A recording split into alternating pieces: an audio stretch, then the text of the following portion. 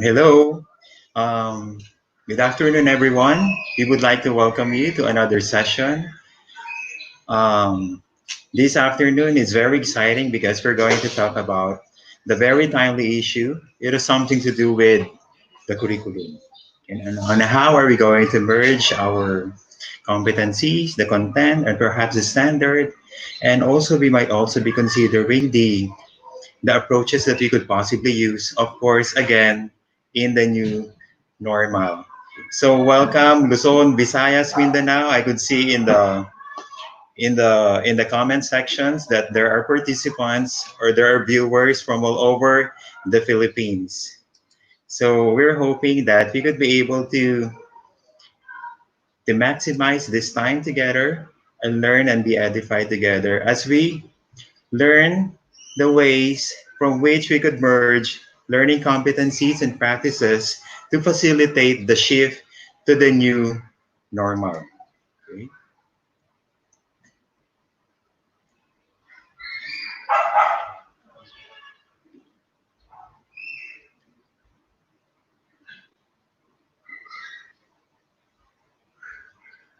Okay. So let me start by introducing to you myself. My name is Joseph Jacob, and I'm currently an academic consultant of different schools in the Philippines. I'm basically handling around 80 schools from Luzon, Visayas, and Mindanao. At the same time, I'm the director of the STEM Education Training Hub, which focuses on training program implementations for teachers and the students. And at the same time, the president of the National Science and Engineering Fair. So I used to work as the supervising education program specialist of the Department of Education, handling different curriculum development affairs, including training and development for the teachers and then for the students, and also different special programs such as research and the special science programs of the different schools in the Republic of the Philippines. Yeah. And I was also busy with so many STEM related programs, including robotics, technology, and etc.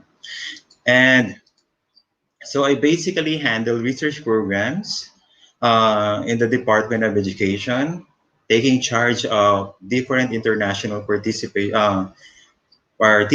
of the Philippine team in different programs. And I have been busy before traveling in different parts of the world, conducting training programs, including Saudi Arabia, yeah, and in the US, and so many countries around the world. So basically, I cater to the teachers. I help them learn about the curriculum, assessment, and various strategy that they could be able to use in running the school program smoothly. So these are some of the pictures that I would like to share with you, the places that I visited, the programs that I manage. When I was in the Department of Education, I handled the National Science and Technology Fair. I love this program because this gives, um, this creates a culture of research in the entire country. Particularly, it motivates our young learners to develop different skills that may be useful in life, such as critical thinking and problem solving skills.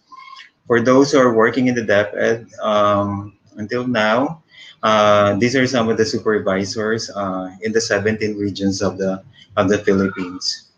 Um,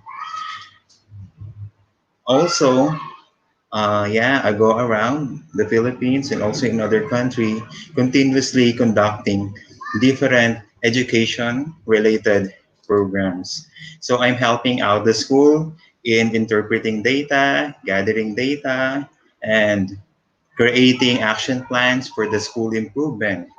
So when I was in the Department of Education, I was also busy gathering data, going to different islands of the Philippines. Yeah, nag-island hopping kami wearing long sleeves, formal attire, to gather data that would serve as our guide in creating training programs or or data that could possibly influence the curriculum development efforts of the Department of Education. So I visited schools, I visited classes, I had conferences with the supervisors, and so many, a lot of tasks to do.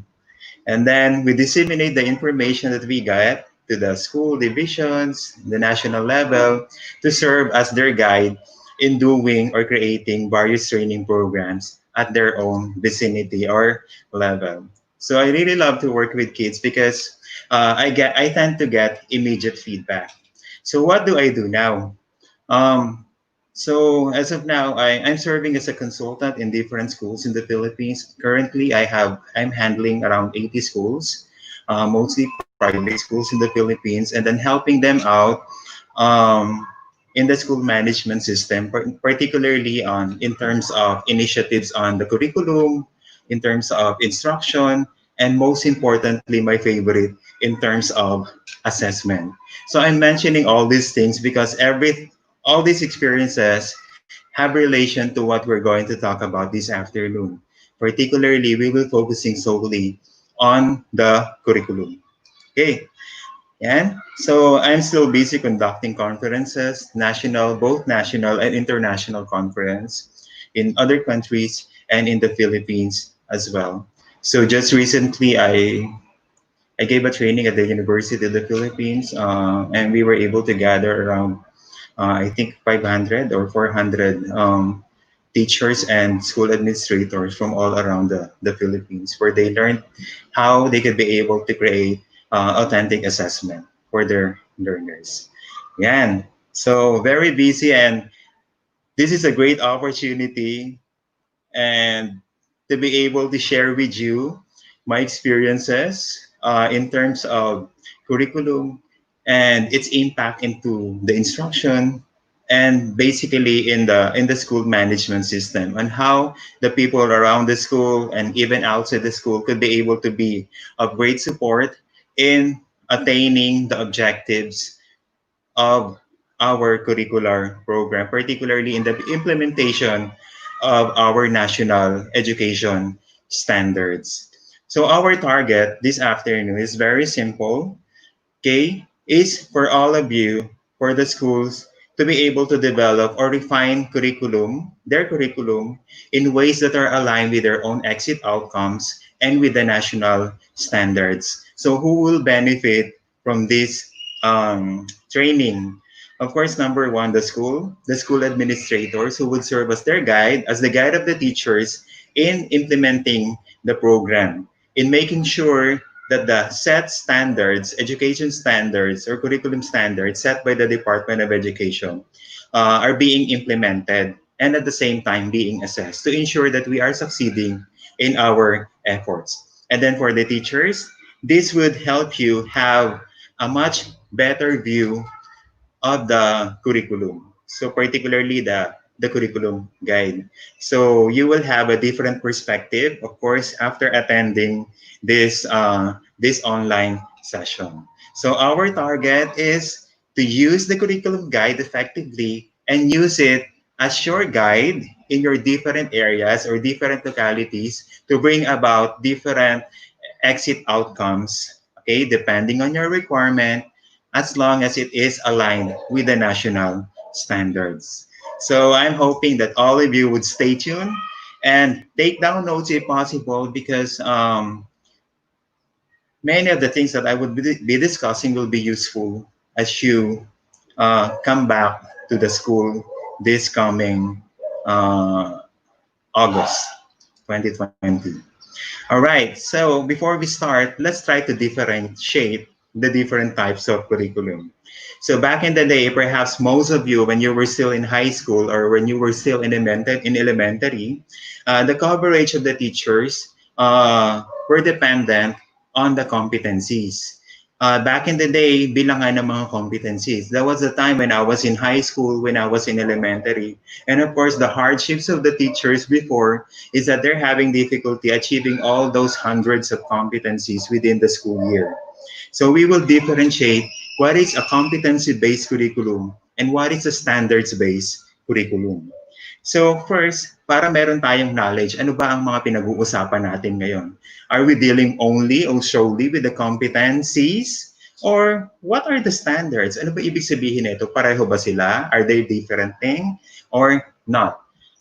Let me start with the competency-based curriculum. So it is a curriculum that emphasizes the complex outcomes of a learning process.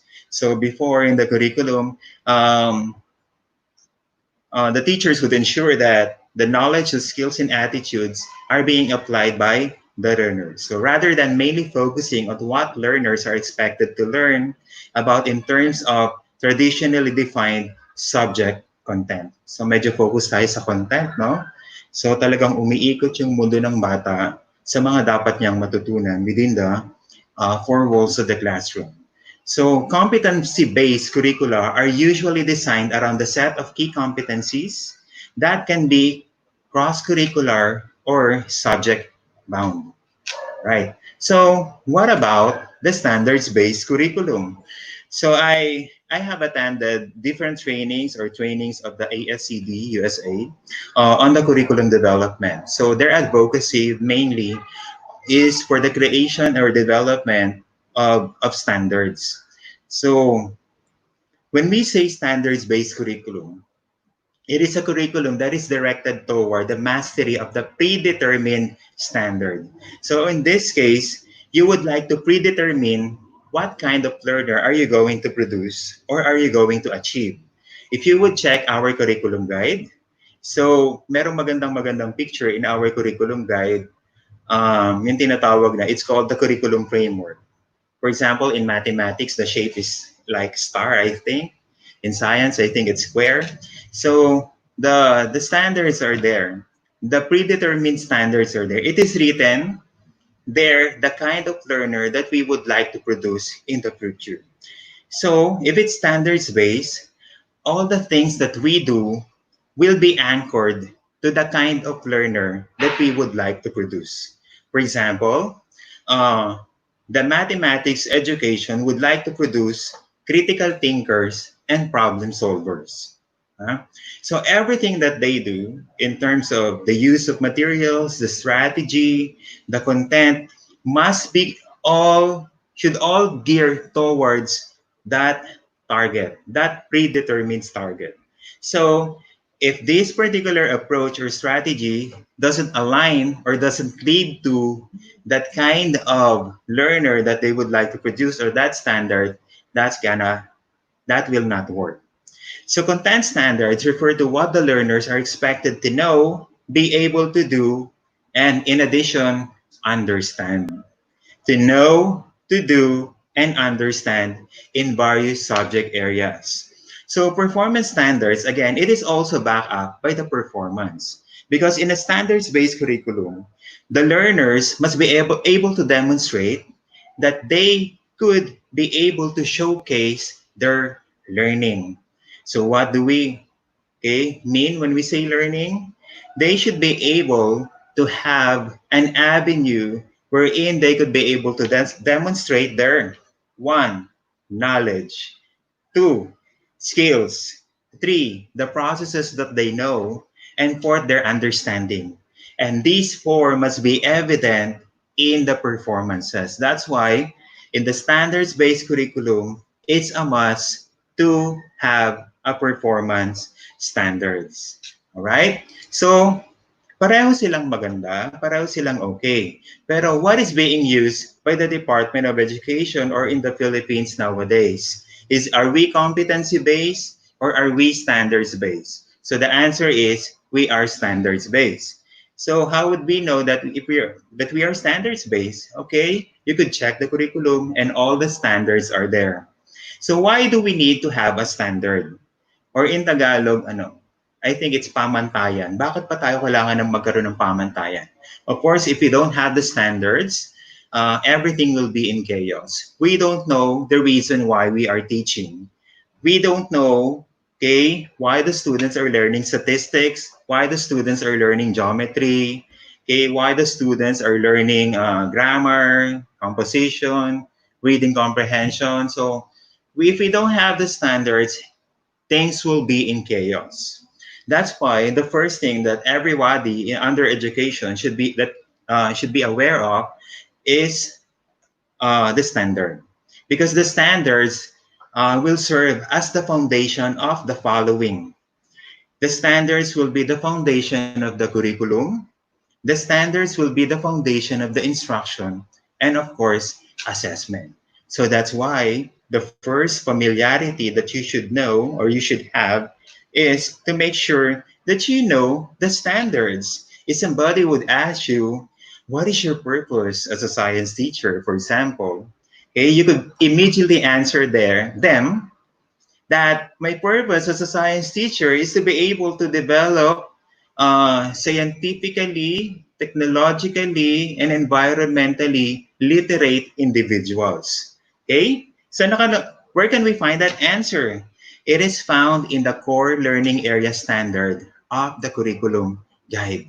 So with the standards in mind, everything that you do in your school, in your classroom, will be governed by these standards. Okay? The curriculum, the instruction, and assessment. So you could probably ask, if I use this particular strategy, would this lead to critical thinking and problem solving skills? If not, cross that out, because it doesn't lead to anywhere. It doesn't lead to the standards. All right? Clear? Okay. Next. This is a sample standard. Okay, so the standards in the Philippines are found in the curriculum guide, which is downloadable in www.deped.gov.ph. We are so much blessed because we could be able to access the up-to-date curriculum guides. So this will serve as our compass in terms of the education program implementation of the Department of Education. So if you could be able to see the framework, this framework is coming from the mathematics. I would mainly use the examples of math so that there will be a continuum in terms of the continuity in terms of the examples or interrelation. Okay, so the center of the star of the mathematics education in the Philippines is that they would like to produce critical thinker and problem solver. And then surrounding that star is that how can they be able to do that? So there are some approaches surrounding it because they will be using cooperative learning, constructivism, yeah, reflective learning, okay, discovery and inquiry-based learning. So these are going to be the approaches that they will be using, that every math teacher or supervisor will be using in order to realize or in order to produce critical thinkers and problem solvers. Okay? And then okay, what surrounds that? Okay, ano ba yung tutulong dito in terms of development of critical thinking and problem-solving skills? Of course, one of the enabling factors is the content. The content, okay? The context, the skills, the values, and attitude. So all these things must be leading to the central part or of the conceptual framework of the mathematics education. So that this is the first thing that we should take a look at whenever we receive our teaching load. This would tell you or this would define your purpose as a subject area teacher. In this case, as a mathematics teacher. So what standards are we governed with? So in the K to 12 basic education curriculum, we have the learning area standard.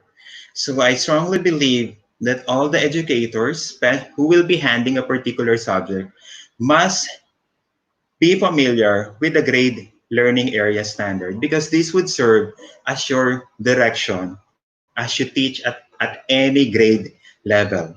Just like, for example, in the mathematics, okay, mainly the mathematics education should be utilizing technology.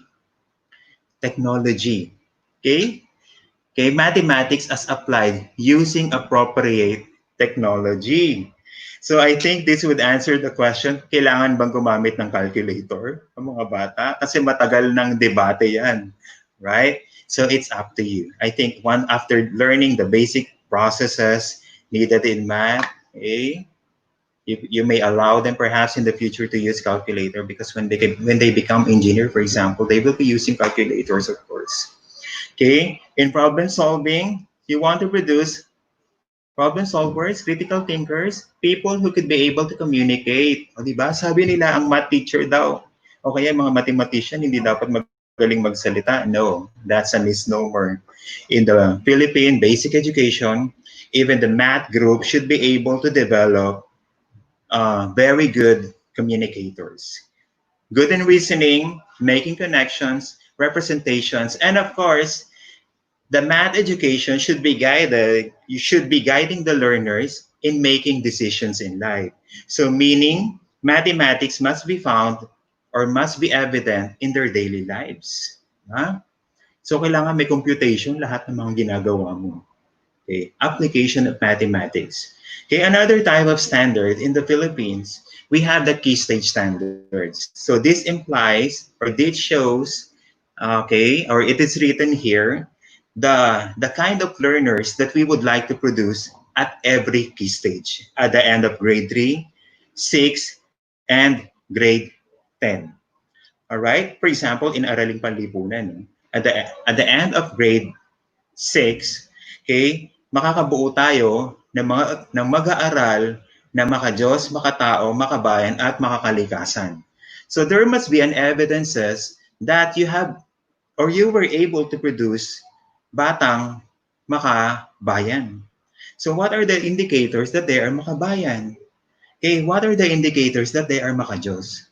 So see, this would give us a bird's eye view on the kind of learners that we are going to use. If we know what the standards are, we could immediately create a very good support system leading to the achievement of these standards. So now, aside from the core learning area standards, key stage standards, you also have a set of standards in every grade level. Let's cite, for example, in the kindergarten. Okay, one of the standards in this grade level in kindergarten is the ability to be able to make connections, representations, okay, and again, reasoning skills. So dapat matututo silang mag-reason. Hindi yung sinabihan mo, nagtuturo ka, while teaching them 1 plus 1, okay, equals 3, you cannot immediately tell na mali. Ba? Because they have to reason out, they need to tell you, okay, how come they got that answer. Okay? Yeah. Next, we also have in the curriculum, we also have content standards and the performance standard. See, and this is the reason why our curriculum is called a standards-based curriculum as well. Okay, because we are being governed not just by the competencies, but also different standards. So what about the learning competencies? Learning competencies are also a form of standards. Okay, these are unpacked version of the content and the performance standards. Right? So specifically. So ano ba yung dapat nating gawin? Or ano ba yung dapat mangyari? So what does math education, for example, intend to produce? Okay, so in this manner, in this case, let's see. The learners, the learner demonstrates understanding and appreciation of the key concepts and principles of mathematics. Okay? Ang gusto raw nating mangyari in the mathematics education is mathematics can be applied. Take note of that word, applied. Okay? Because mawawala ng saysay ang mathematics if the learners cannot be able to know or to tell the application of it. Okay, how? Using appropriate technology. Okay, in problem solving, critical thinking, reasoning, communication, and etc. So decision in real life, this is the reason why in my last talk, we have given much emphasis on contextualization. So therefore, it is written in our standards that the learnings in coming from the curriculum guide, coming from teaching and learning processes, okay, must be aligned or anchored to the real life. So must be contextualized in the real life experience of the students, because what matters most at the end is that the learners could be able to utilize their learning. Mawawala ng, okay, saysay yan if they don't know how to apply it. For example, many of the kids nowadays are, okay, naiinis sila sa mental math, diba? And they don't know the value of mental math in the future. For example, you got lost or you're in the market, you don't bring your calculator, so you could immediately tell how much did you buy coming from the market, ba? Para hindi ka madadaya. So yan. So mentally, you could be able to make some computations immediately. So that's the value of it pala. So dapat ipakita natin yon sa mga bata. Because that is the standard. That's what the standards tell to us. Okay? They will be utilizing all these learnings for making real life decisions. Okay, what about the challenge? What are the challenges of the new normal? Okay. I love this photo. This is one of my photos when I visited the school for one whole week in Kabadbaran, in Agusan. Okay. So I love these kids. Malalaki na siguro sila ngayon. Okay, now, at first masayang masaya, no? Because they could be able to see each other, mingle with one another. The teacher could be able to create group work, interactive activities, social-based activities, in different subjects, but now this may not be possible. There are so many challenges. For example, you could try different ways or different methods in order to reach them. Okay, I get again, you will be developing different skills, for example, 21st century skills, but how are you going to do that in a distance learning approach? And how would you deal with there in terms of motivation? Okay, how could you be able to deal with in terms of content? It's very difficult to cover everything in a manner wherein the contact or your contact to the students is very short. Right? It's very limited, right? But we should never give up. We should see the silver lining in this situation, though it's difficult. Sabi ni Catriona. Okay? So, it's challenging talaga. I came across with this research. It's an open university. It's an evaluation of the challenges of the distance learning from Zimbabwe Open University. So, sa mga university students. And then gustong gusto ko yung mga factors that may affect the distance learning based on this research. For example, the researchers found out that 50% of those who were under the distance learning lack sufficient time for study. Bakit? There are so many distractions daw. Marami. Totoo naman eh. So if you're in the house, sometimes yung bata, ba? Because we cannot assure that not all the family members are supportive to them. Ba? Baka nag-aaral, kailangan mag-alaga siya ng kapatid niya, or magsaing siya and do other chores. Ha? So marami tayong mga cases like that. Ginamit kong example yan kasi when I went to visit different schools, for example, in Bicol, that's one of the challenges of one of the schools there. Kumukonti enrollment nila kasi pinagtatrabaho yung mga bata, pinakukuha ng panggatong, nagtatrabaho sa bukid, etc. And their greatest issue, kapag anihan na, kailangan tumulong din yung mga bata. So it's one of the challenges as well. And then may mga financial constraints, ayan, support from the family, sa mga adult learners naman, employers, friends, etc. And then unfavorable home learning environment. Not all homes have favorable learning environment. Yung iba nga nakikita natin online, di ba? Mga pictures, yung mga bata gumagawa ng assignment sa ilalim ng puting ilaw, sa ilalim ng poste, di ba? Na may ilaw. Alright?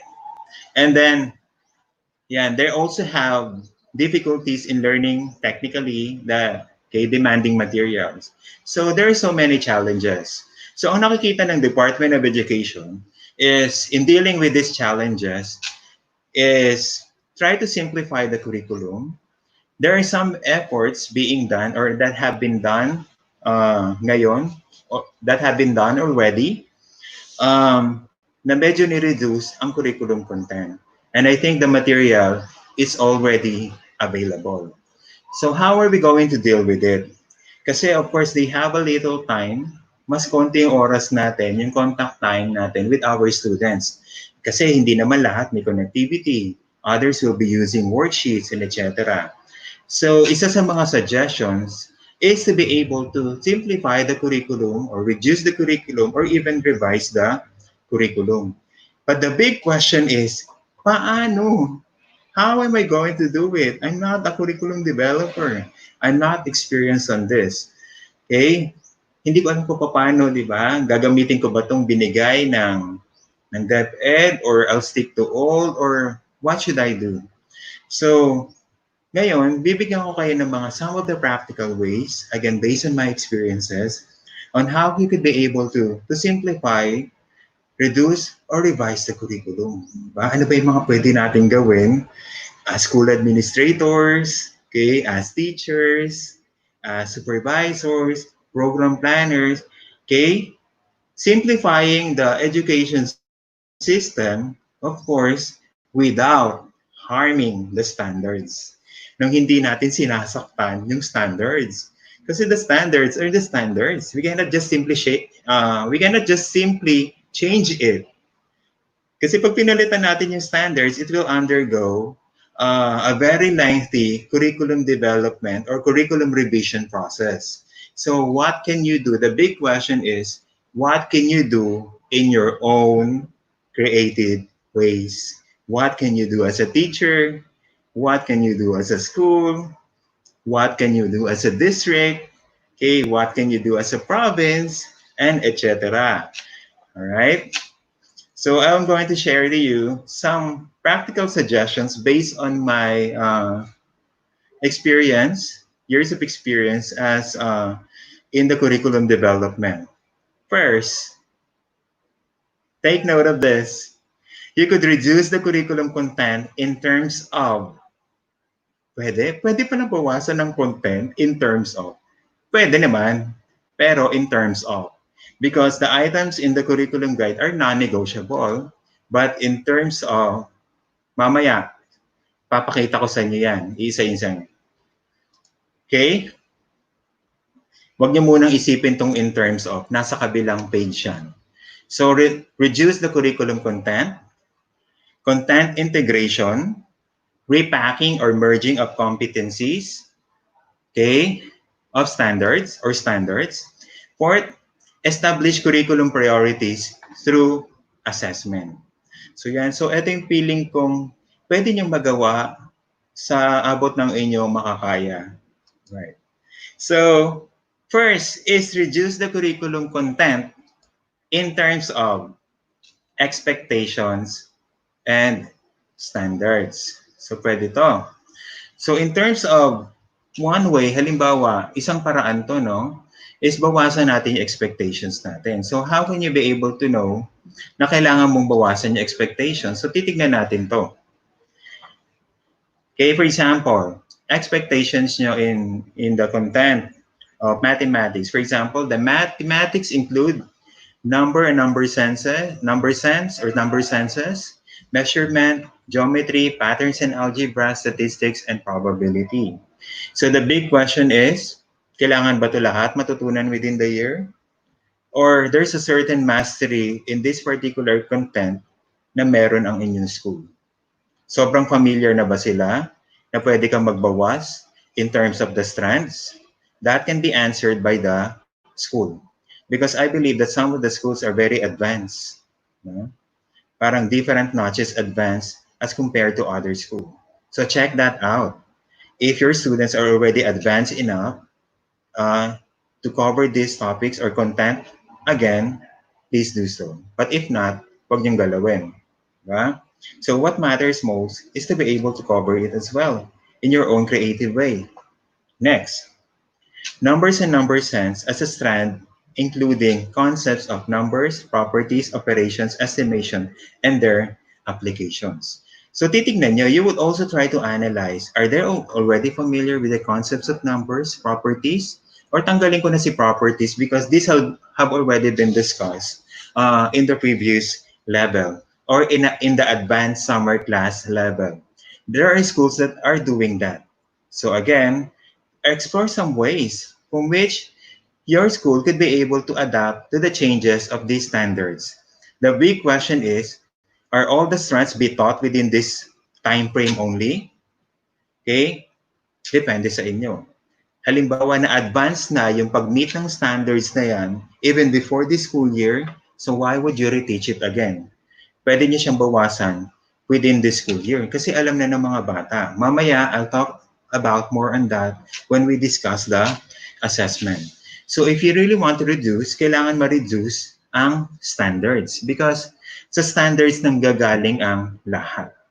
Pero again, basically, the standards are non-negotiable. Ang kailangan lang natin is proper scheduling para ma-achieve natin to. Again, ulitin ko, okay? Please do not misinterpret, diba? Kung feeling natin, ang isang, for example, ang isang strand dito ay sobrang familiar na sila kasi sobrang advanced. Kasi ang ginagawa ng school before, may mga take-home advanced exercises sila. So tignan natin kung uulitin ba natin ulit yun. If not, pwede na natin siya lagpasan para mabawasan yung content natin. Again, it's another way from which you could be able to evaluate the effectiveness or of your different programs in the school. So magde-decide kayo. Okay? Got to decide which one gets evicted. Okay? And where would it go when evicted? Alin mawawala? So kaya ba natin pangatawanan yan na may mawala o hindi?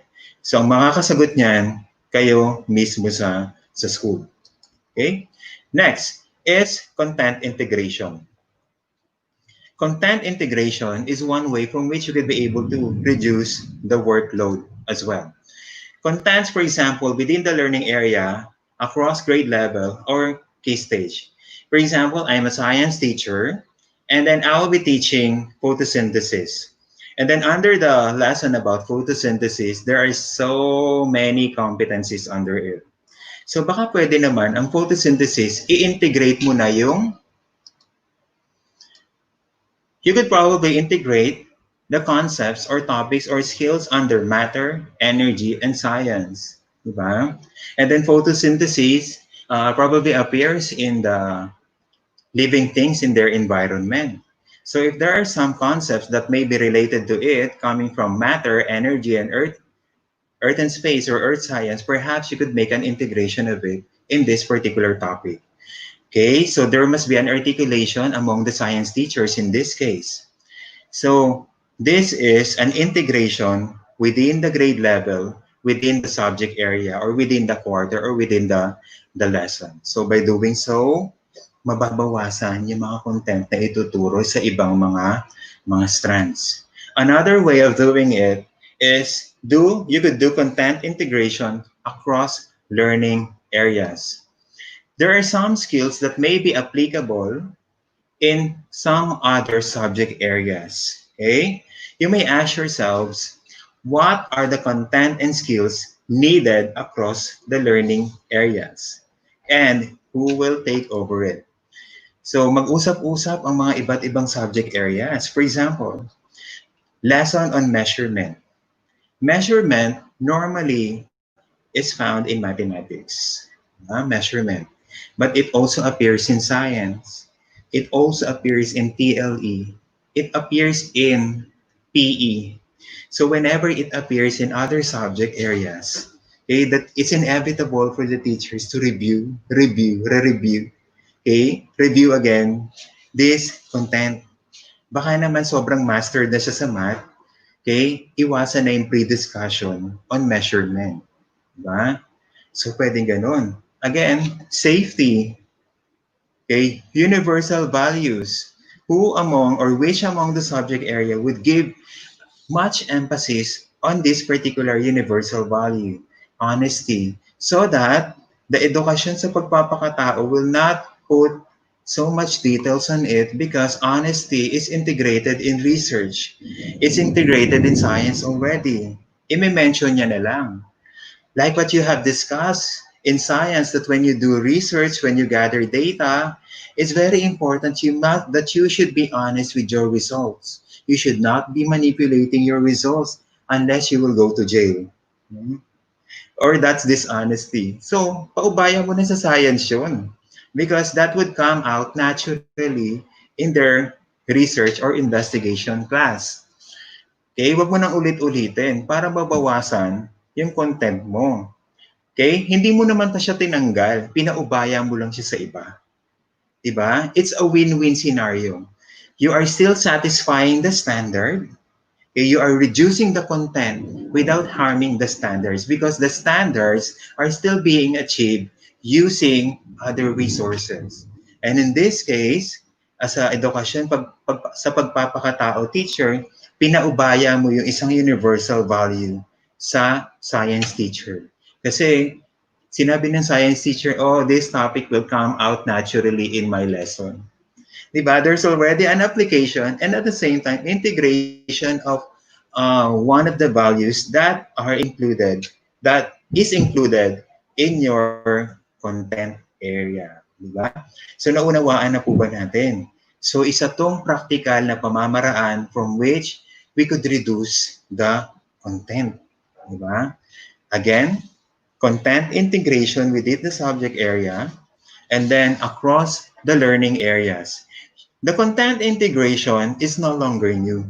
This is what is being practiced by the Australian education. If you would check the curriculum of the Australia, it the content look like it has been reduced. But if you would look at it closely, all the other content from other areas are embedded in there. And then by doing so, okay, the learners should be able to check the interconnectivity, okay, or interconnection of all these strands within your subject area or within the grade level. Again, dear teachers, being a teacher, hindi ka stand alone. You are not an island. Okay, check how you could be able to anchor yourselves or your subject area to other teachers. Okay, the key there is to have an effective communication among the faculty members. That's why ina-advocate natin, I exhort all of you to practice regular meeting among the faculty members. And then you talk about issues. You talk about matters like this. Have a regular meeting. Iba tinatawag to na professional development council or however you call that. Diba? Okay? And third, repacking or merging the competencies of standards. So, ito yung title na binigay sa akin. Merging of competencies or standards. Or yan, hindi yan siya, of standards or standards. So, how can we be able to repack it or merge the competencies? Paano ba natin gagawin yun? Simple lang, tuturuan ko kayo. Okay. Example. Supposedly, we have a topic. The topic is graph. Okay? And then under graph, there are some competencies. Halimbawa, ilan? Explain the use of graph or define graph, describe the types of graph, collect data, differentiate X and Y axis, mga ganon, etc. Ang dami niyan, di ba? Ang dami. Ngayon, tignan mo. Baka naman pwede silang i-repack kasi this is the unpacked version of the competencies under graph. Baka naman pwedeng ganito. Can it be like represent the data using graph? So, isa na lang siya. 4 became 1. Ba? So, it has been simplified. So, napakadali. Anyway, ito yung gusto naman talaga natin gawin ng bata. Represent the data using graph. Okay? Paano yan? Sasabihin mo, hindi nila alam to. Okay? So, pwede nilang i-advance study itong mga to. Para when you ask them to represent this, application na lang. Diba? For example, use of graph, diba? Or the meaning of graph or the types of graph. Pwede naman nila ito mabasa sa libro, mabasa sa worksheets, etc. Diba?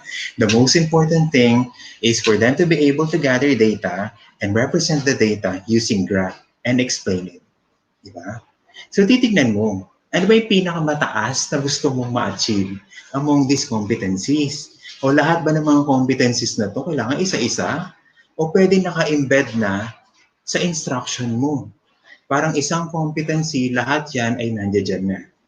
Okay? So isa rin yun na pwedeng natin gawin. This is what we call merging of standards or repacking of competencies. Focus on what is really, what matters most. Okay? So eto, kasi into details. Alam niyo kasi ang babait ng mga gumawa ng curriculum ng DepEd. Ayaw nila kayong mahirapan. Kaya talagang masyadong ginawang specific yung mga competencies, mga standards. Pero hindi ibig sabihin nun na iisa-isahin nyo lahat yun. It will always be dependent on the kind of students you have. Diba? Kung halimbawa, alam na nila to, edi lagpasan nyo na. Alam na nila to, lagpasan nyo na. Diba? You just focus on the collection of data. Okay? Alright. I'm hoping na malinaw na to. That's why assessment is very important as you teach your students because assessment will let you know what to teach only. Ha? Okay, ituturo lang natin yung hindi nila alam. Pero dapat nating malaman kung ano ang alam nila. And we cannot be able to know what they know unless we assess them. Alright? So this is what number 4 is all about. Right? Establish curriculum priorities through assessment. Assessment plays a very important role in teaching and learning, particularly okay, in the development of the curriculum. Okay? Or in the development of the curriculum design. Alright? Dear teachers, dear participants, meron tayong curriculum guide. We call it CG and the standards are there. Pero you could create your curriculum design based on these national standards. Okay? Iba yung curriculum guide, iba yung curriculum design. The curriculum design is based on the curriculum guide. The way you design it would be dependent on you. Okay? Depende sa school nyo, depende sa estudyante nyo, depende sa pangangailangan nyo, depende sa mga resources nyo. Okay? Hindi ibig sabihin, yun na yun. Yes, talagang yun na yun. But you may create your own design. Mamaya tuturuan ko kayong gumawa ng curriculum design gamit ang ating curriculum guide. Again, paano ulit paiksiin? Ito yung pang-apat. Establish curriculum priorities through assessment. It's very important that we assess our students bago pa lang tayo magsimula. This is one of the weaknesses of our teachers because many of our teachers until now would start with, good morning class, our lesson for today is all about algebra and algebra is blah blah blah is defined as such, the father of algebra is so. No, teaching is not like that anymore. Okay? Kasi masyadong spoon feeding yun. Ang pagtuturo, dear teachers, okay, should start with the assessment. Parang doktor. If you go to the doctor, they will not give you medicine immediately. You need to be assessed. Okay? Kailangan i-laboratory ka para malaman kung ano lang ang kailangan mo. Hindi ka bibigyan, okay, ng gamot para sa sakit ng ulo. Okay? Kung ang sakit mo ay mataas ang blood sugar mo. Diba? Hindi ka ganila gagamutin sa gamit ang gamot na hindi mo kailangan. Ganon din ang teachers. Hindi natin sila bibigyan ng lesson na hindi nila kailangan kasi alam na nila yan o wala silang sakit. Hahanapin natin kung ano yung sakit nila. And how can we do that? Through assessment. It's very important that we implement student assessment. Okay, when we say student assessment, it is the process of evaluating students' abilities and achievement. Okay, achievements. So abilities, how can we know kung mayroon bang abilidad ang mga students? So prior to teaching, dapat we will not immediately give them the gamot or the lesson. What we should do first is to assess them para malalaman natin muna kung anong ituturo lang natin. What type of assessment is that? We should give diagnostic tests. Okay? Because assessment, dear teachers, would affect the way we make decisions. Kagaya na nito yung paggawa ng grade, placement, advances, common na yan. Pero I'd like to give emphasis sa naka-red. Assessment will tell us the instructional needs. Assessment will help us decide in terms of the curriculum. Kasi sinasabi natin, sana pa umigsi yung curriculum. Yes, pwede mo naman paigsiin. But you must have a basis. Meron kang basihan. Hindi mo lang siya parang puting buhok na chinatsani mo lang, ang tanggal ka lang ng tanggal ng curriculum content. No. There must be a basis. Okay? The learners must be assessed first. Okay? Perhaps ideally through a standardized instrument. Lahat ng mga bata sana ay mabigyan sila ng diagnostic assessment bago pa magsimula ang actual instruction. Bakit? Okay, the pre-assessment will tell you your areas of priority in the curriculum. So ito yung magsasabi sa'yo, tatanggalin ko ba si numbers and number senses? Well, so be it kasi alam na ng bata. Ba? Walang problema yun. Pwede mo siyang alisin. Basta alam na ng bata. Okay? Inigsian mo yung curriculum. At the same time, you still able to satisfy the national standards requirement. Right? So kaya dapat pag nag-ayos tayo ng curriculum, when we simplify, we should have a basis. Huwag niyo siyang gagalawin nang wala kayong basihan. Sunod, instructional needs. Doon sa contextualization, pinag-usapan natin yung mga resources that you will be using. Again, assessment will tell you the instructional needs. Oh my gosh, they're having difficulty, okay, okay, understanding the concepts of different concepts of literature. Diba? Then pagtingin mo sa library, bagsak pala yung sa assessment. Pagtingin mo sa library, wala ka palang mga libro ng literature na pwedeng hiramin ng bata. So ngayon, based on the assessment results, you will tell the principal, Ma'am, kailangan po natin bumili ng mga libro, okay, on literature. Sabihin ng principal, paano tayo bibili? Lockdown nga eh. Sarado yung mga bookstore. Sabi mo, ma'am, hindi po. Nakita ko na po, available na po sa Amazon. Meron nga rin po sa Shopee tsaka Lazada eh. O di ba wala siyang lusot? Ha? So, bakit? Wala siyang lusot kasi it is based on the instructional needs. You base it on the data. Alright? Malinaw po ba? These are example assessment results. Okay.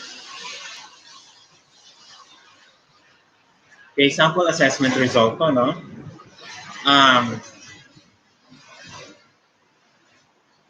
Okay, sa isang school, for example,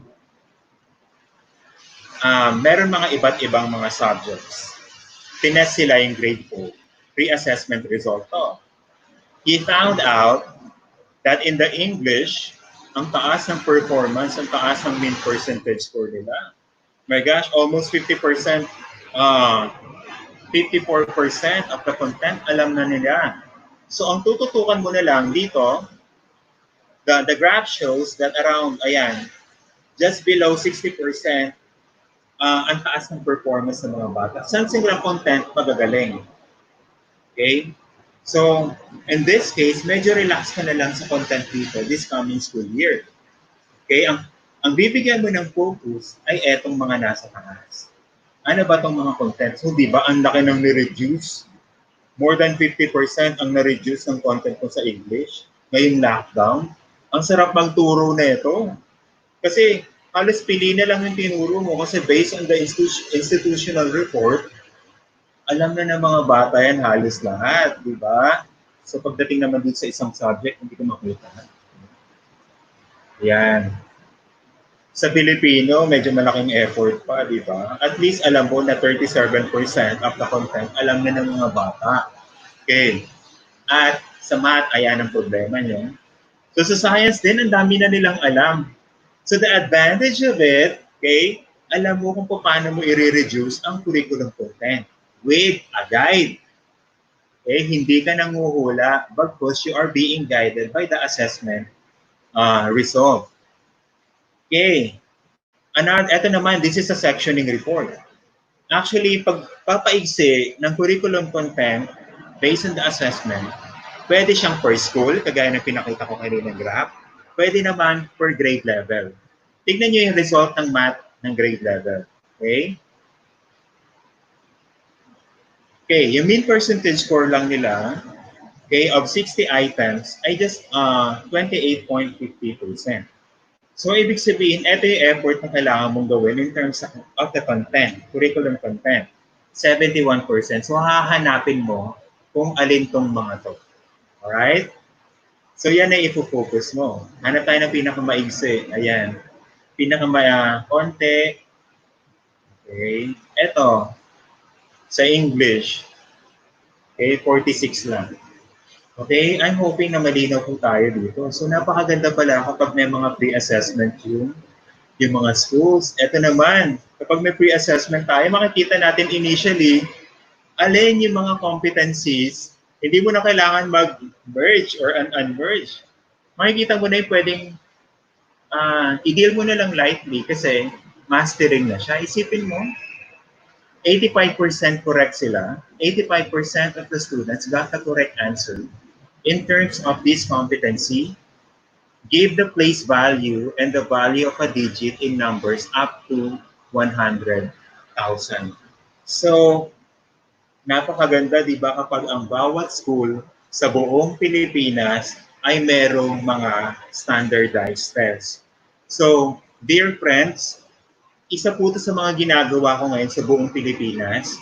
I travel around the Philippines and then I help the schools in terms of the implementation of the curriculum, in terms of the implementation and utilization of the assessment data results. Di ba? Napakaganda. So,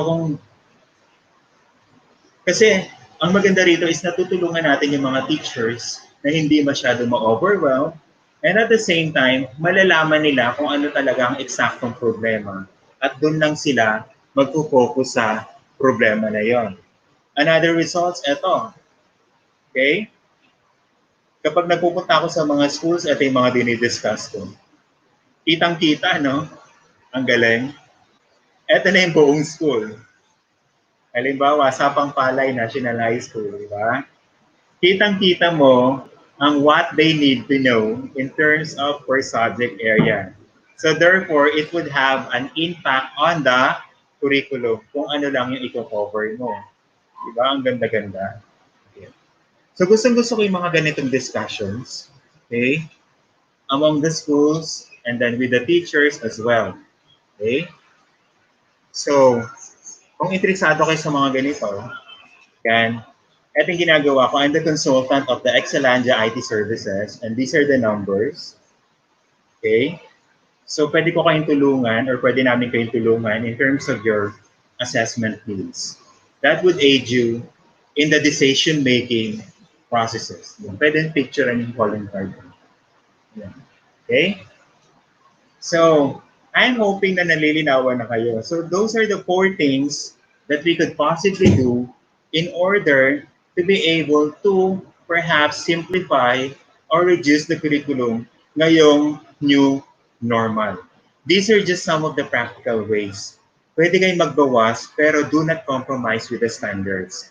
Pag nagbawas kayo, make sure merong ibang paraan para ma-achieve siya or merong kayong knowledge na alam na ng bata yon. That's why you didn't cover it. Okay? So ngayon, wala pang pasukan, balikan natin kung meron tayong mga assessment results sa school. We could assign somebody to go to school, picturean, and then ibigay sa mga teachers so that they will be guided on how they could be able to prepare, particularly the curriculum design. Yes, alam na natin yung mga practical ways from which we could be able to, okay, from which we could be able to reduce or repack our curriculum. Okay? Reduce the curriculum content, okay, in terms of the standards, in terms of the coverage, etc. Pangalawa is content integration. Third, repacking, merging competencies of standards. And fourth, okay, by establishing curriculum priorities through assessment. So, I'm hoping na malinaw na sa inyong lahat yan. Okay? Kung malinaw na, we will proceed to the next.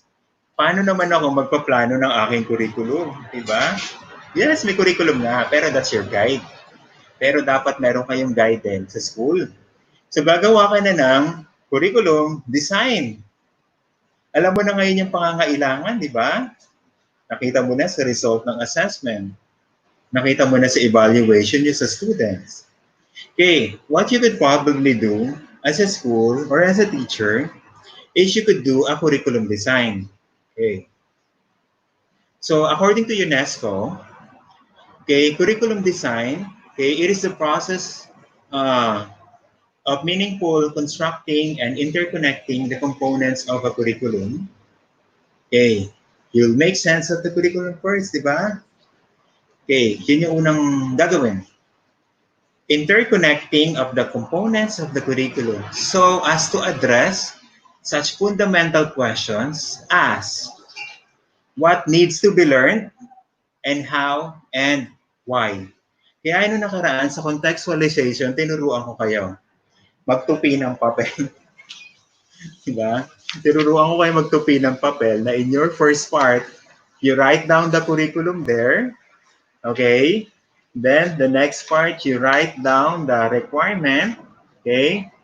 Okay? Pang-apat naman, sagutin nyo. How to be learned and why to be learned. Or ilagay nyo yung mga resources. And that's gonna be your design. Ha? Next, paano ba gumawa? Okay. Ano ba yung proseso that we need to consider when we are designing curriculum?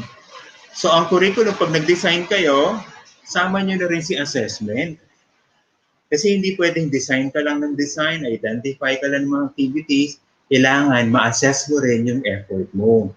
Ma-assess mo yung bata kung nangyayari ba yung gusto mong mangyari. The children must be assessed, okay, if the standards are being achieved or not. Okay. Pero bago ako magsimula, i-share ko lang sa inyo yung experience ko when I was still teaching. Dati nagtuturo ko noon. And then marami kami mga activity sheets. Okay? Minsan na office ako, napatawag ako ng principal. na principal's office ako. Sabi, Mr. Jacob, may nagreklamo sa'yo. Sabi ko, mama na po yun. Hindi mo raw ginagamit or hindi mo raw yung mga parents, may mga parents na nag-feedback, may mga activities ka raw na hindi pinapasagutan sa bata. Ang sinagot ko, ma'am, hindi ko na po pinasagutan yung activity sheets na yon. May natitira pa siguro mga 4 o 3. Kasi ma'am, in the first activity sheet with the same competency, with the same standard, okay, pumasa na po lahat ng estudyante ko. At ito po yung class record ko that shows that they have already mastered the competence or the skill for that particular content. Kaya po hindi ko na kasi maboboard na po sila. Siyempre, ang bait ng principal ko sa akin, sabi niya, sige, that's very good. I will explain to the parents. Di ba? So, dapat kakampi mo talaga yung mga school administrators. So, pero, pag gano'n naman, para hindi masayang yung papel kasi mahal din yung printing, pwede niyong pasagutan sa bahay. Diba? Hindi ko lang napasagutan sa school, pero pwedeng paulit sa bata as a take-home work. So, may iba nagsasabi, walang homework pag Friday, lalo na, di ba? Kailangan bakasyon. Sabihin nyo, Mrs. hindi po homework ang tawag dyan. Ang tawag namin dyan sa K-12 ay off-school practice. Off-school practice po, di ba? Social yung term. Off-school practice ang tawag namin dyan. Kapag may mga worksheets kayo hindi napapasagutan at alam na nila, i-record nyo pa. That's why it's very important na maglagay kayo ng mga records nyo immediately. Para you could tell kung mastered na ba nila yon o hindi. Meron kayong ebidensya. Para pinaigsi nyo man ang coverage nyo or ang curriculum nyo, meron kayong evidence na alam na nila yon kaya hindi nyo na in-include. Right? Ayan, tuturuan ko na kayong gumawa ng design. Una, okay, if you are designing a curriculum, tinitignan nyo, di ba? Pero gustong gumawa, yes, she will be retaining that version. Pero gusto nyong gumawa ng isang dokumento na special sa school nyo. Isang dokumento na imapapakita ron ang inyong mga standards bilang school. Di ba? So you are now merging or you are now harmonizing, okay, halimbawa, you are now harmonizing the national standard with your school standard. Yan, di ba? So, dalawang standards na. So, para mangyari yan, gumawa ka ng curriculum design. First, how would you do that? Yes, meron ng curriculum guide. Okay, in terms of identify the outcomes or standards, tanungin mo sa sarili mo or tanungin nyo yung sarili nyo bilang school. What do I want my students to know, be able to do, and value? Okay, ano ba yung dapat nilang malaman, dapat gawin, at bigyan ng value? Diba? Eto na yung opportunity nyo. Ayan, yung mga Catholic school dyan, di ba? Mga religious schools, yung mga friends ko, hello? Yung mga MAPSA, yan. Marami kayong mga values, di ba? Even yung mga Buddhist school, Chinese school, marami kayong values. So, opportunity na to be able to integrate your own unique values in the curriculum design. Pwede ba siya ma-integrate sa photosynthesis, sa number of number senses? Hanapan nyo. Titignan nyo kung pwede. Alright? Next. What does my district or division or even the nation want my students to know, be able to do, and value or understand? Ayan. So, i-harmonize nyo sila para yung values nyo, yung gusto nyong outcome, must be harmonized to the national standard. Hindi kayo remember, hindi tayo nakikipaglaban sa national standard. The authority in education is the Department of Education. So susunod lang tayo sa kanila, pero with a twist. Diba? With a twist kasi i-identify din natin yung mga core values na meron tayo. Right? At i-integrate natin. So under this, okay, una, tandaan natin, we need to define the outcomes or the standards. So ito naman yung mga organizing centers. Tatlong areas to. Okay. First, the indicators. Ano ba yung mga indicators natin? Una, what does each standard or outcome look like? Hindi na tayo mahihirapan dito because it's already in the curriculum guide. And what do they mean in the classroom, subject, or in even grade? So what do they mean? I want to give emphasis to this. So school administrators, we need to be supportive to our teachers. Okay, if they request, if they say something like, Mom, I need a series of posters for this views. I want pictures of the different landforms of the Philippines to be posted on somewhere in my classroom. Do not just say, bawal mag-post. Bagong pintura, mababakbak yung pintura. Diba? Huwag ganun. Diba? So mag-isip tayo ng paraan. Okay. So pipintura lang ng classroom. Pero siguro maglagay tayo ng bulletin board na merong stand and then we could post it there. So that should be a win-win scenario for the teachers. Okay? And the school administrators as well. Okay? So yun. Yun yung ibig sabihin na medyo minsan iniisip na, sometimes we think that it's of less importance, but actually it plays a big role in terms of the motivation of the teachers, that she would feel that she's being recognized, supported by all the people. So what we are creating here is a culture that would help achieve the learning standards. Next, what will the students produce if they are working to attain, okay, the outcomes, okay, or the standards? So ano ba yung dapat nilang gawin to achieve the outcomes? And next, what are the learning opportunities? Ano ba yung mga iba't ibang mga learning opportunities nila? Okay, we could ask the following questions. What do I need to teach? to have students experience so that they will attain the learning outcomes or standards. So dear teachers, this will help you plan out your lesson by being familiar with the learning outcomes or the learning standards. All right? So be familiar with it, with the learning outcomes or with the learning standards. At iisipin nyo, lahat ng mga activities must be anchored to that. Next, right. What concepts or skills or processes should the unit support? So titignan natin yan. What are the learning opportunities? So these are possible questions that would serve as our guide in terms of identifying the possible ways to be able to approach the lesson or to teach the lesson. Okay. Okay, going back. Balikan ko ba before I forget? So as of now, everybody must also or should also be busy identifying the learning resources.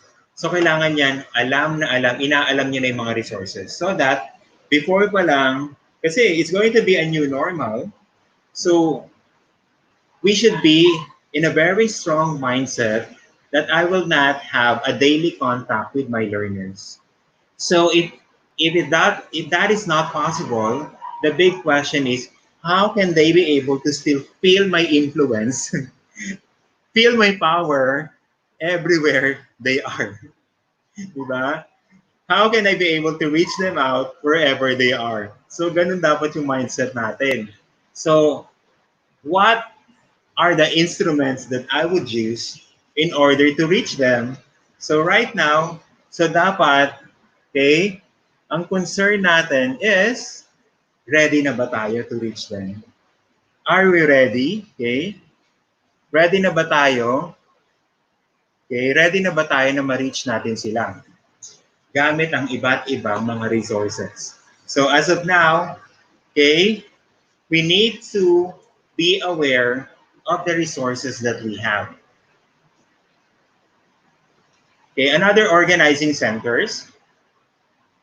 Okay, we should identify the essential and guiding questions. Okay, for all the teachers, for example, what compelling questions could I pose to my students to focus my teaching and drive in their inquiry learning?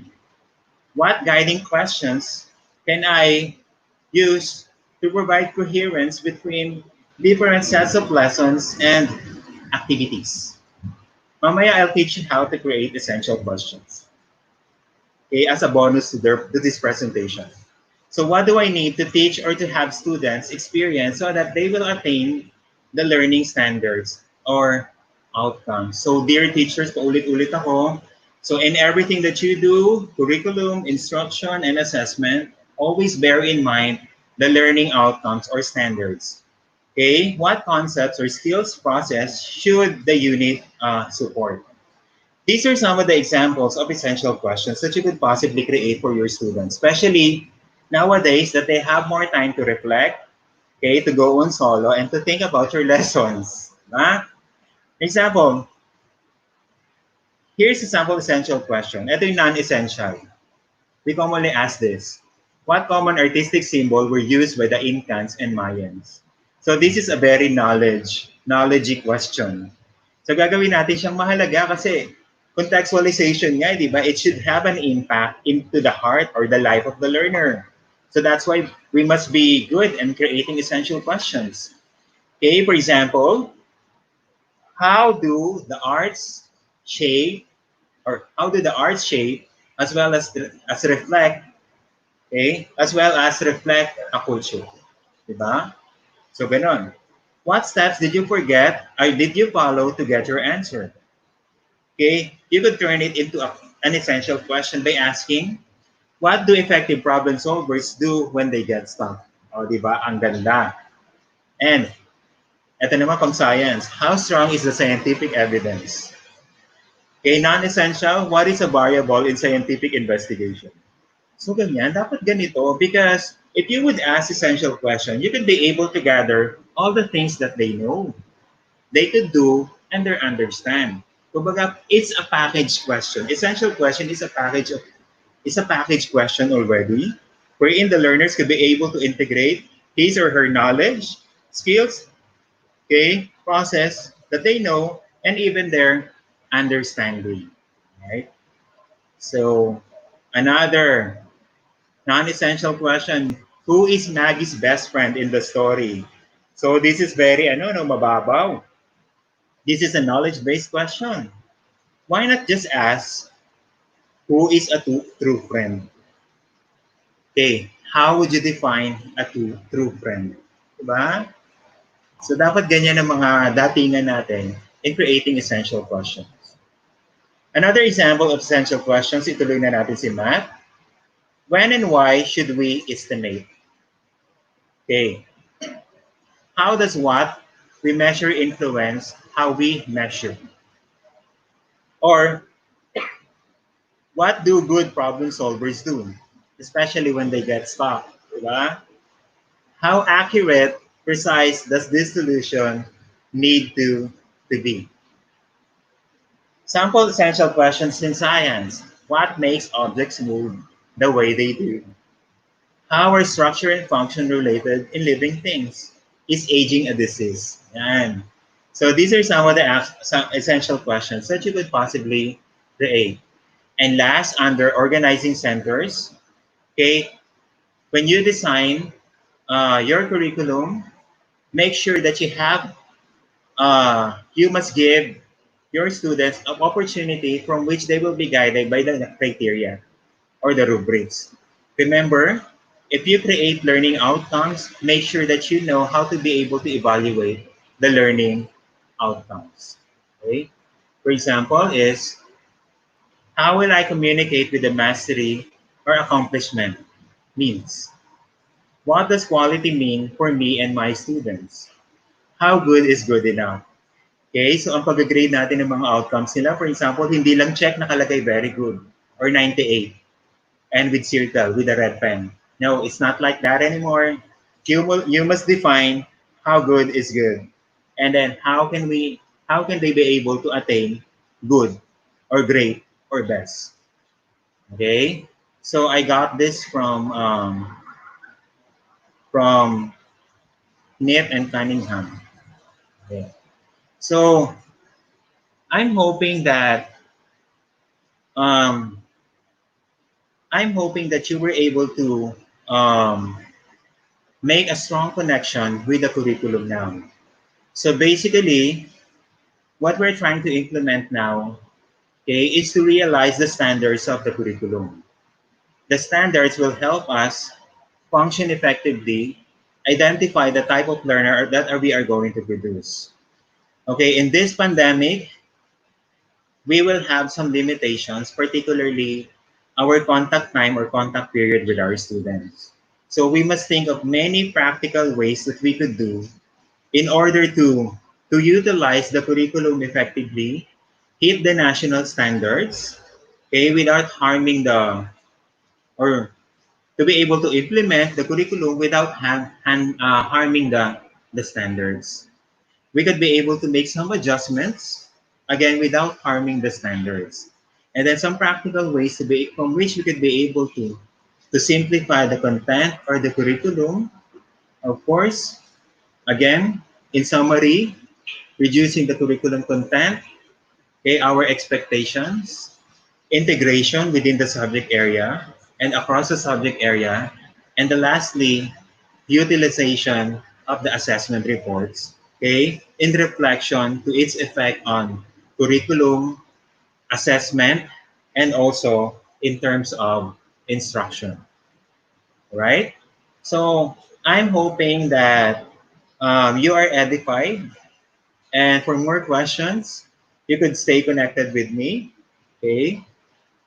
Yan, pwede niyo akong i-add sa Facebook. Pero iba hindi ko pa na-add kasi sobrang dami. You could connect with me through these different accounts and emails as well. My personal email is also here in my calling card as well as my number.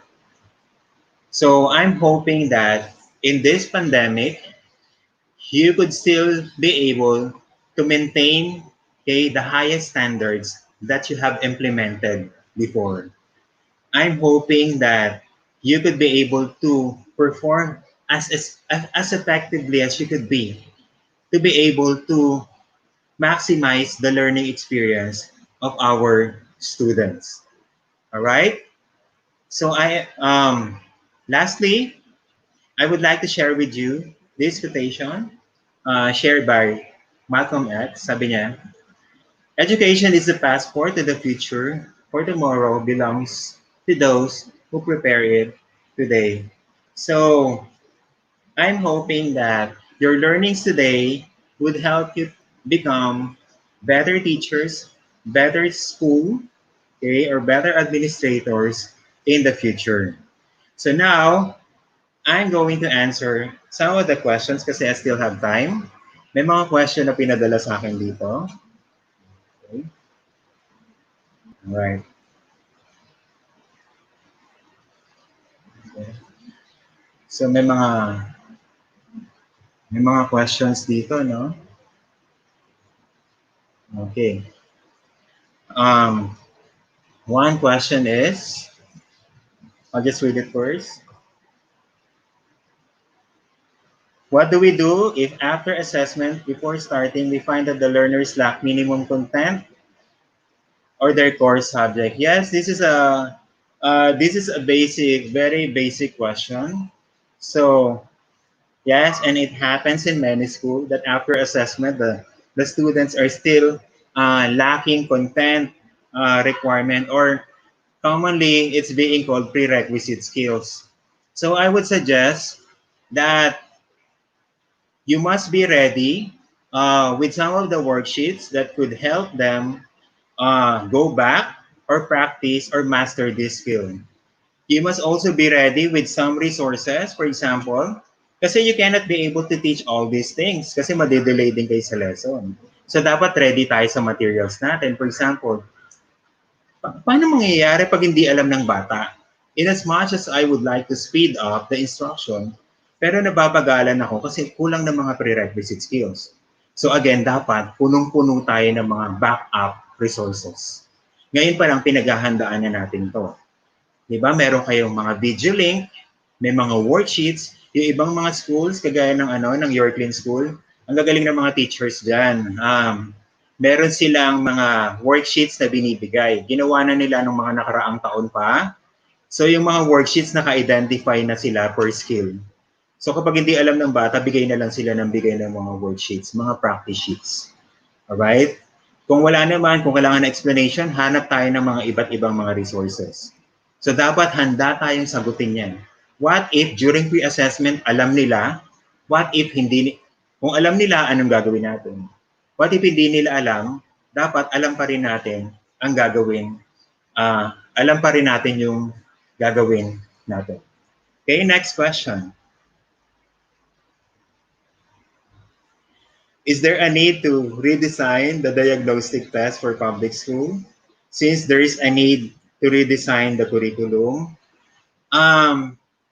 Regina Ramos, ideally, I would like to answer it in a generic manner. If the curriculum is redesigned, of course, the assessment should also be redesigned. Okay, as simple as that. Because tatlo yan na magkaka-connect, interconnected. Curriculum, instruction, and then pangatlo, assessment. Kapag ginalaw mo si curriculum, assessment will also be affected. The instruction will also be affected. Right? As simple as that. Pero ang sasagot niyan, it could be your school, it could be your division, or it could be the teacher. Next.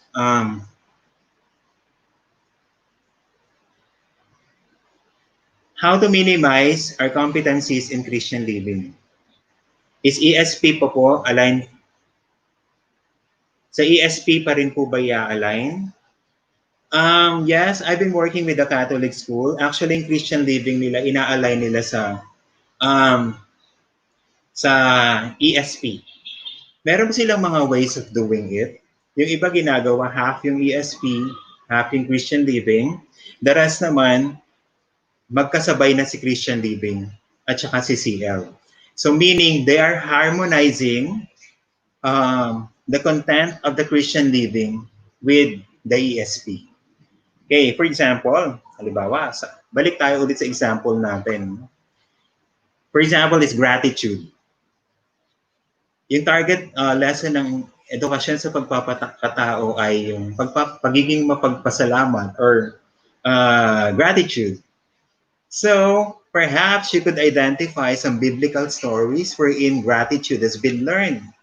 For example, yung mga lepers, di ba? May ilan, 10 lepers ba na pumunta kay Jesus Christ? Tapos sinabi nila na pamalita na gumaling sila. Then yung gumaling silang lahat, alam niyo, isa lang yung bumalik. Di ba? So pwede niyo siyang i-integrate doon. Pwede. Walang problema ron. Okay? Again, bastang pinakamahalaga, na-hit natin yung standards. Kasi, bakit mahalaga yung standards? Kasi yung Department of Education magkakaroon ng national standards in terms of assessment. I-assess pa rin yung mga bata, yung mga estudyante ninyo. Okay? Okay?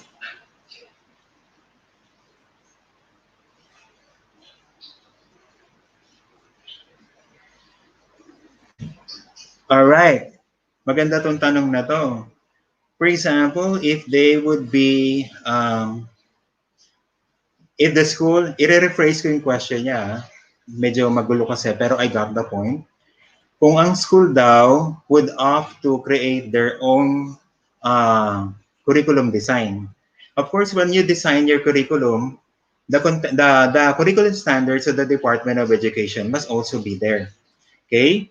Kasi lalagyan nila siya ng mga references, etc., instructions. Ang tanong niya is, sino raw magka-counter check? Sino mag-a-approve? Diba? So maganda yan. Pag ginawa nyo yan, on a teacher level, maganda, magkaroon kayo ng peer evaluation among your peers.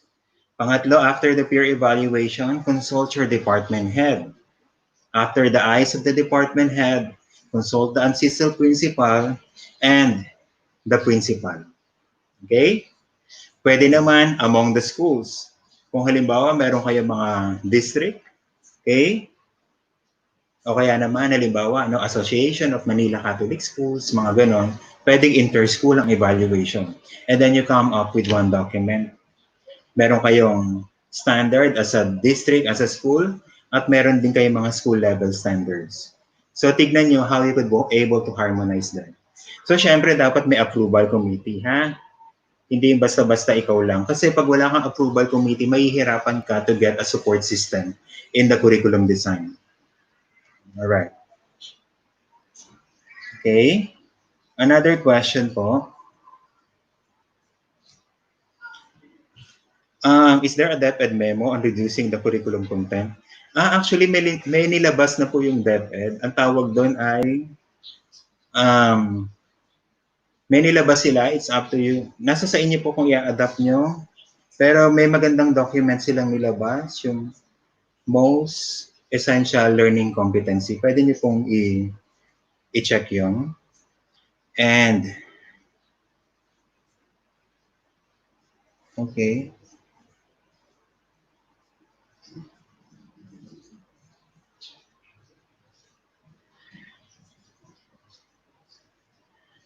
All right. There's another question here. It's all about the periodical test result that can be used for the intervention program because the periodical test daw does not reflect the totality of the student's performance. Of course, totoo po yun.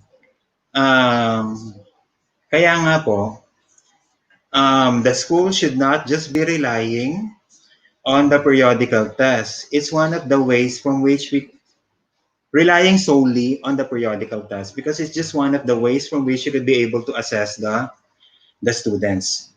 In the K-12 program, there are so many ways from which you could possibly assess, especially what you're saying, the student's performance. Kasi sabi niya rito is, ma-assess daw ba ng periodical test yung totality of the student's performance? The answer is a big no.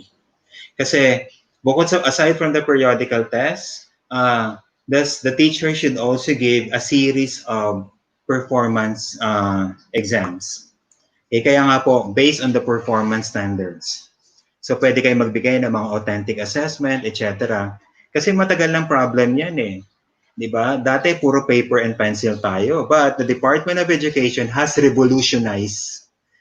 Na-realize ng DepEd na, oh, kailangan pala talaga na merong application. So, therefore, we must create an assessment that would enable the learners to demonstrate their learning.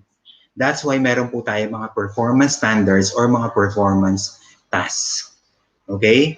From by doing so, this could help us know or realize that the learners could be able to demonstrate their or the totality of their learning as what you have used para po kay Ma'am Marie Mirana.